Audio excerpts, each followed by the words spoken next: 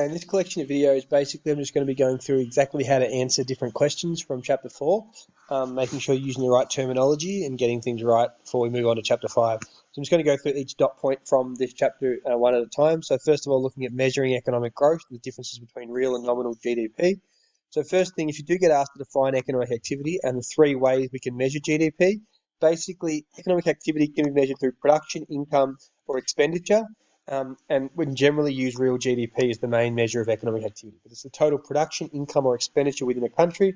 We can focus on total expenditure in the economy, which you can focus on the total volume of production in the economy, or you can focus on total income. So, for example, if you're talking about the production of a car, for example, if you use the expenditure approach, the 20,000 someone purchased a car for, which is quite simple, it can be the income that's generated from that car. So anyone involved in the production process, from the car dealers to the manufacturers, would tally up to $20,000.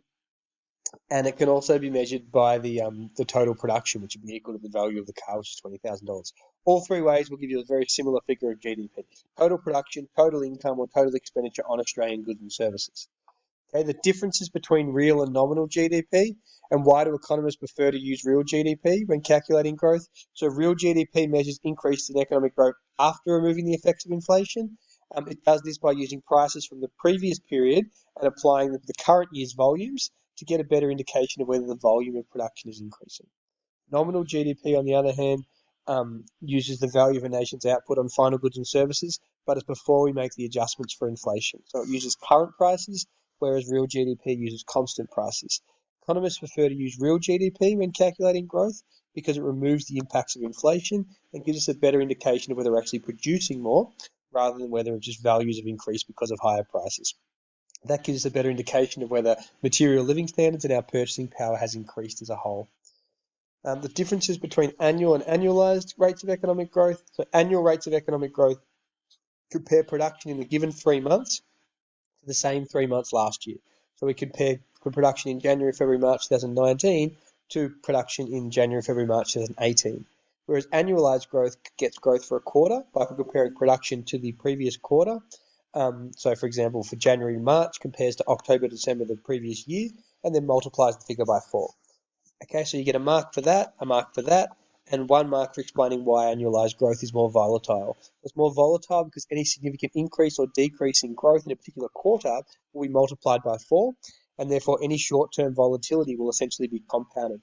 If something dramatic happens like a cyclone or a natural disaster that slows growth down, or say take this quarter, production's going to fall significantly because of the coronavirus, that'll get multiplied by 4 and make it look really, really bad. Okay, second thing is the business cycle. So in last year's exams, there was 3 key questions. We'll talk about these in class, so I'll skip this on this video. What you need to be able to explain is the features of the different features of a peak. So one thing is, why are asset prices overvalued? And that's for a range of reasons. But one, consumers are overconfident in their earning potential, and often what they'll do is they'll overspend. So basically it boils down to people being willing to take on a lot of debt in a peak. Asset prices are generally overvalued because people are willing to borrow money, and therefore there's excessive demand. So you can kind of picture it like an auction or something like that. During a peak, people will be bidding extravagant amounts for houses because they're willing to go into debt because they're generally confident and there's a lot of employment. So in a peak, assets are generally overvalued. You've got to link it to people's willingness to borrow.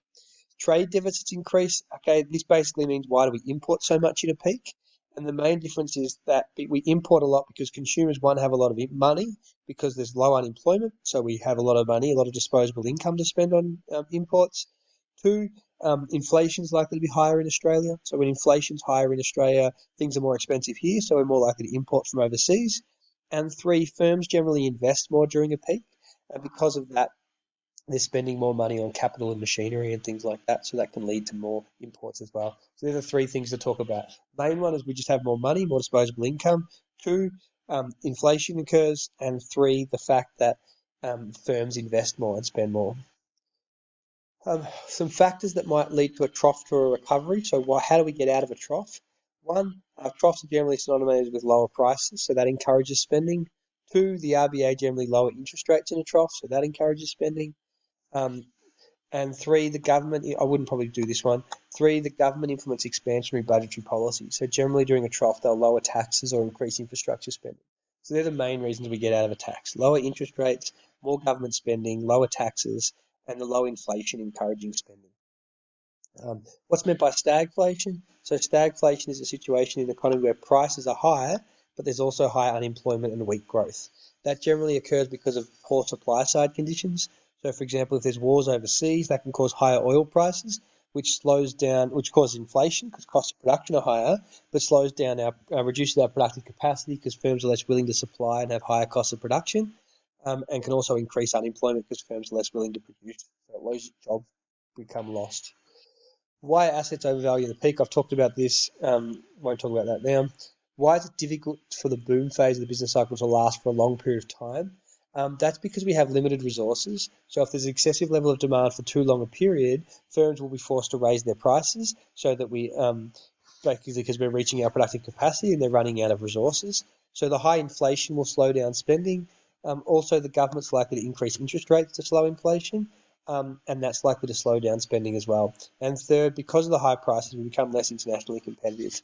For the reasons we can't sustain a peak is because we don't have enough resources, it causes inflation, inflation limits spending in our international competitiveness, and the RBA increases interest rates. They're the things you want to talk about.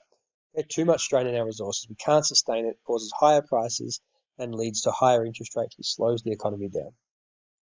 Explain how excessive optimism can contribute to the cyclical nature of the economic activity. Excessive levels of optimism are likely to lead to high levels of consumption and investment spending, which then leads to like peaks in the business cycle. Then what happens is people realize they're in a lot of debt and they stop spending, and that slows the economy back down. So the short term, there'll be an increase in spending because we're confident and we're willing to go into debt. Then the increased debt levels lead to not only people wanting to slow down their spending to reduce their debt, but also the RBA increasing interest rates to slow the economy down, and that causes the economy to contract. So those two things will, in combination, slow the economy down. Explain an unexpected event from the last 10 years that may have resulted in an economic downturn, and explain through the circular flow model. So the global financial crisis actually you can't use anymore. You could talk about if we talked about the coronavirus here, so I'm changing this answer here. The coronavirus led to a massive drop in exports, but also a massive drop in consumption spending because people didn't want to go outside, didn't want to, at the risk of passing on the virus. So that will lead to a big fall in consumption spending, a big fall in exports, and a big fall in investment spending, which will slow down the aggregate demand component in the circular flow model. Because of fall in flow 3, that will then lead to a reduction in production, which is flow 4, leading to less demand for resources because we don't need workers, which is what's happening in Australia at the moment, which will increase unemployment and decrease incomes, which will then multiply through and lead to even less spending. So rather than the GFC now, I'd be talking about the impact that the recent coronavirus has had on export spending and consumption spending and investment spending. An expected event from the last 10 years that may have resulted in economic recovery. You can still talk about the boost in China. So China's economy grew really fast. That led to an increase in demand for our commodities, particularly coal and iron ore, which boosted the demand for exports. Increased export spending led to increased aggregate demand, which flowed on to increased production, which flowed on to more demand for resources and higher incomes. Whenever you get asked to explain something through the circular flow model, try and mention as many flows as you can. If you can mention the word injections as well, so the exports increased, there was more injections into the economy, and that led to increased investment spending because firms made more money, more consumption, but make sure you're linking it through the increased expenditure, increased demand, increased production, increased demand for resources, and increased incomes. So the aggregate demand equation, just some questions about the aggregate demand equation, just in general. So why is the purchase of a car, why can it be included in either consumption or investment spending, depending on its use? So if the purchase of a car may be included consumption if we're planning on using it for private use, so it's not contributing to the production process, you're just buying it to drive around. Where the purchase of a car is an investment expenditure if it is used in the business in the production process. E.g., it's used to deliver cakes to a party, or pizza, or delivering in pizzas, or whatever. If it's used in the production of goods and services, then it's classified as investment spending. Why are shares not investment spending? Because they're simply a transfer of ownership. Don't contribute to the production process when you buy shares. Someone just sells shares, someone else buys them. It doesn't lead to any production or additional jobs in the economy. Three examples that would not be in the aggregate demand equation. So any intermediate transaction, so a baker purchasing flour from a miller to make the bread, so otherwise it's double counting. Buying an established house is never included, and a firm importing computers would not, well, I mean, it gets deducted. It's not part of aggregate demand. Another thing you could talk about there would be buying shares, another example. Why is there a trade-off between investment and consumption? A trade-off between investment and consumption because the more money we consume today, the less we have for investment. So basically, if we consume, there's less savings in our banks, which means the banks have less savings to then give out to other people, which businesses use to invest. So if we're not saving as much, there's less for the banks to give out to firms to invest. Savings are required to lend to businesses to help them to invest. If we consume, there's less money to invest.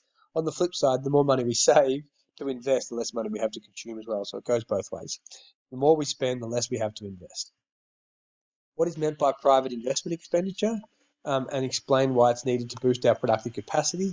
So private investment expenditure is spending of money by businesses on new equipment, new machinery, the construction of new buildings. So it's when they spend money on equipment and machinery and buildings and infrastructure.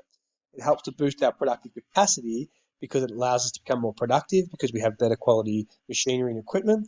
It helps to boost our productive capacity as we're able to then produce more goods and services. So productive capacity is all about our overall ability to produce. If we have better equipment and machinery, then we're able to produce a greater volume of goods and services because we can do it faster. Why is spending on social security not included in government expenditure? Because this would be double counting. So they'll be included in aggregate demand when it's given to the people and then again when they spend it. So it's only included in consumption spending, not in government spending. And so it's only included when the money is spent on final goods and services. So it doesn't inflate aggregate demand figures. Would the construction of a road tunnel be considered as private investment I or G2? It really depends on who it was built by. So if the government built the tunnels themselves, it would be G2 spending. Whereas if a private firm built the tunnel with the intention of using it to make a profit, so say it was a toll road, then it would be considered investment spending. So a tunnel can be either I or G2 depending on who built it, whether it's built by the government or the private sector with the intention of making a profit. Circular flow model. Okay, this is a particularly tricky question. As you can see, it's an 8-mark question. It's the last thing we'll probably talk about in this video. In this question, you need to explain what is meant by the business cycle and then explain how a lower Australian dollar and lower interest rates can help us emerge from a trough, but also make reference to the circular flow model. So when you see make reference to the circular flow model, try and make reference to injections and leakages and the flows, flow 1, flow 2, flow 3, flow 4.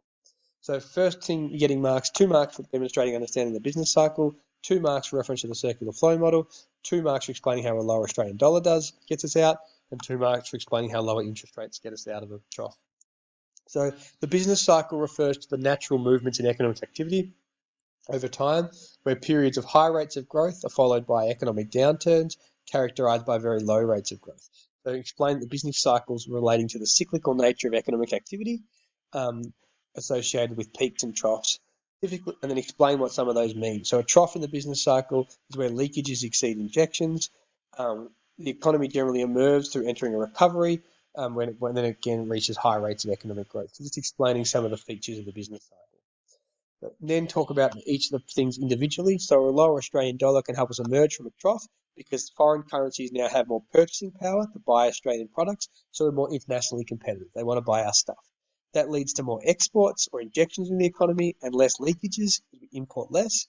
It helps to boost aggregate demand, which increases production because we produce more to meet that demand. So again, lots of links to the circular flow through injections, leakages, flow 4.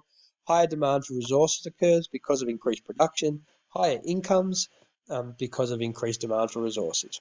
It also leads to more consumption and investment in various industries because we're more internationally competitive and we're making more money. So again, lots of references to the circular flow. Lower interest rates help to boost consumers' discretionary incomes. It also makes them more willing to take out loans, which boosts consumption spending and also boosts investment spending, which is an injection. It's also less incentive to save, which is a leakage because we're getting a lower return on our savings when interest rates are low. Firms are more likely to invest due to lower borrowing costs. That leads to boosted consumption and investment spending, which flows onto higher aggregate demand. which then flows on to increased production, more demand for resources, and more incomes throughout the economy. So as you can see, there's constant links back to the circular flow model and explaining how each of them helps to boost demand and get us out of a trough.